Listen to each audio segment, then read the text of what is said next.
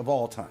And it's not predictable stuff. It's not the fight scene, which I'm going to do a whole stream later to talk about specifically the fight scene and what I see in that. But it's a significant film. Now, this film comes out, I believe this is 1988, and this is John Carpenter. And it's important to know a little bit about the director before we really get into it. John Carpenter is a guy who's known for using the common man as his hero. So this is kind of the archetype that he's going to build this story on. Now, this is a Reagan era America, which is very different. So again, I'm Gen X, so we were right there living through Generation X, so or the Reagan era. So all this stuff is extremely relevant, like for how life was going on. And I wanted to pull up a little information. I'm gonna look this up really quickly. John Carpenter films.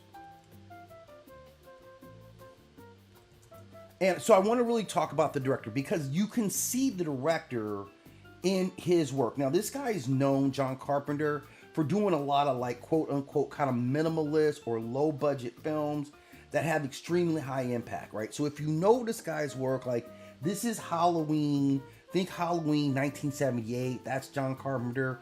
Think Escape from New York, that's John Carpenter. So he's established some real horror in his career. But this is also the guy who did the direction of Stephen King's film, Christine. He also did Starman, one of my other favorite films, Big Trouble in Little China. And we'll talk about that because the choreography for the fight, like when we talk about the fight scene, like the alley fight scene is going to get its own, breakdown. But we'll talk about that because that fight scene, the choreography for that fight scene actually has meaning. And I'll talk about the guy who directs it. But this is another film like the director does Big Trouble in Little China, like the classic Kurt Russell film. And I'm going to talk about that. Like that's deserving of a whole different, stream or breakdown on its own.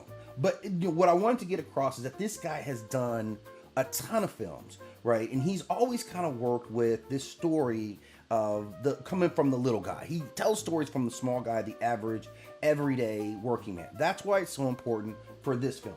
Because this film is essentially about like cultural rot. That's really what we're seeing. It's all kind of designed around capitalism being the rot, but it's actually brought about by this alien civilization, right? That's what's really going on here. And this is kind of revealing. So I wanted to cut to this scene because I feel like this is among like 2 or 3 specific scenes. This is one of the most important scenes in the movie because it just really cuts to the chase where we're starting to see like what's really going on with this character. So let's kind of get into it. And it starts off with this guy who is called Nada, right? And Nada is played by the great the great wrestler Rowdy Piper, right? And this is extremely important because the casting of it was not by accident. So this is the first scene. So he gets these glasses, and this is just your regular guy walking down the street. And again, because this is Reagan era, what they're talking about is how hard it was for regular people to eat. So you're seeing all this homelessness. He's kind of doing day labor work at this point. This is kind of how we get to know Nada. It's gritty, right? The streets are kind of grimy. And this is important to while we had, John Carpenter doing these type of films, the very same era, we had John Hughes doing like the Breakfast Club, which was about affluence. Even a lot of the John Cusack movies, like Better Off Dead, are all about suburban affluence, but in the city, it was just, poverty. These people were really struggling. So we see this guy, and if you look at him, like I love directors that have meaning in what they do. And if you see him, there is this sense of isolation that we get out of him. This is before he knows everything's wrong.